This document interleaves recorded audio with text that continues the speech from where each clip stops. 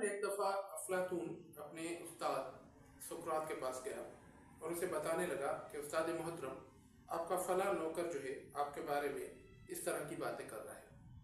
سقراط نے کہا کہ اے افلاطون، بتاؤ مجھے وہ کیا کہہ رہا تھا۔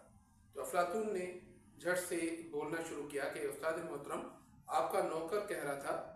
یہاں تک پہنچتے ہی سقراط نے اس کی بات کاٹ دی، پوری بات نہیں سنی، اور اس سے کہا کہ مجھے جو تم بات بتانے جا رہے ہو، یہ بتانے سے پہلے تم اسے 3 کی کسوٹی پہ پرکھو، پھر بتانا مجھے کہ یہ بات تم مجھے بتانا چاہتے ہو یا نہیں۔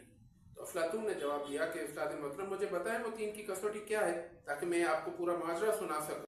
سقراط نے کہا کہ تم جو یہ مجھے بات بتانے لگے ہو، کیا یہ 100% سچ ہے؟ تو افلاطون نے کہا کہ نہیں، مجھے اس بات پہ یقین نہیں ہے کہ یہ 100% سچ ہے۔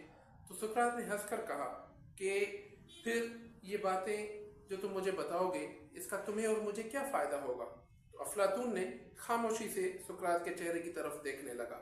تو سقراط نے کہا کہ یہ گویا پہلی کسوٹی۔ سقراط نے کہا کہ اب آتے ہیں دوسری کسوٹی کی طرف۔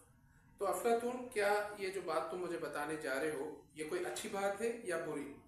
تو شاگرد نے سر تسلیم خم کرتے ہوئے کہا کہ استاد محترم، یقیناً یہ بری بات ہے۔ تو سقراط نے ہنس کے کہا کہ اے افلاطون، کیا تمہیں اپنے استاد کو کوئی بری بات بتانی چاہیے؟ اب اس دفعہ افلاطون کا سر ایک دفعہ پھر جو ہے نیچے، اور وہ خاموش ہو گیا۔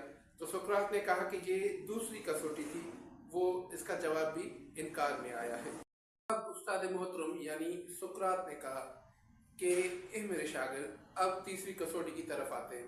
اب تم مجھے بتاؤ کہ یہ جو بات تم مجھے بتانے لگے ہو، اس کا مجھے کوئی فائدہ ہوگا؟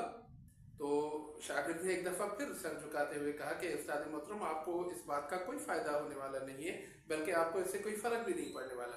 تو سقراط نے کہا کہ اے میرے پیارے شاگرد، جب مجھے اس کا کوئی فائدہ ہی نہیں ہونے والا، تو تم مجھے یہ بات بتا کے اپنا اور میرا وقت کیوں برباد کرنا چاہتے ہو؟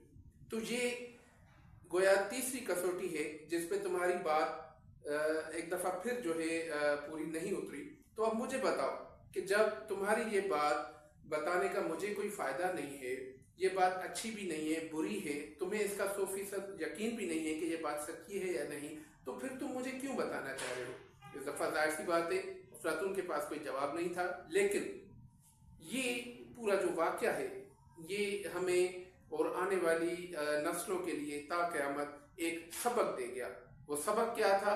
سبق یہ ہے کہ ہم جو ہے بلا سوچے سمجھے کسی کے بارے میں بدگمانی نہ کریں، اور بلا تحقیق جو ہے باتیں پھیلائیں نہ۔ اس بارے میں قرآن شریف میں بھی یہ احکامات ہیں کہ بدگمانی سے بچو، بدگمانی مت کرو، تجسس مت کرو۔ رسول اللہ صلی اللہ علیہ وسلم نے فرمایا ہے کہ جو بھی بندہ بلا تحقیق جو ہے سنی سنائی بات کو آگے کر دے تو وہ مومن نہیں ہے۔ یہ اس کا جو ہے مفہوم ہے۔ قرآن شریف میں بھی فرمایا گیا ہے مفہوم جس کا یہ ہے کہ جب تمہارے پاس کوئی خبر پہنچے کسی کے بارے میں، تو پوری طرح تحقیق کر کے پھر جو ہے آگے بات پہنچایا کرو۔ یہ نہ ہو کہ جو ہے جلدی میں بنا تحقیق کیے تم کسی کو نقصان پہنچا دو۔ تو ناظرین، یہ ہمارے لیے جو ہے واقعہ اور یہ قرآنی آیات، یہ ایک ہمارے لیے مشعل راہ ہے۔ ہمیں کوشش کرنی چاہیے کہ ہم بنا تحقیق کے اور بنا کسی جو ہے ثبوت کے کوئی بات کسی کو نہ پہنچائے، اور ہمیشہ جو ہے بدگمانی سے بچیں، اور جس بات کا کوئی فائدہ نہ ہو وہاں پہ خاموشی اختیار کر لینا ہی فائدہ مند ہے۔ جزاک اللہ۔